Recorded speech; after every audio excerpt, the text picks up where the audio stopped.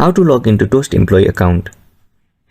If you are looking to streamline your workday and access all your input and employee resources in one place, then you are in the right spot.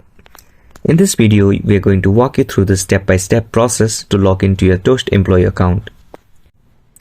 First of all, open your default web browser in your device. Search for Toast employee account login page in the search bar.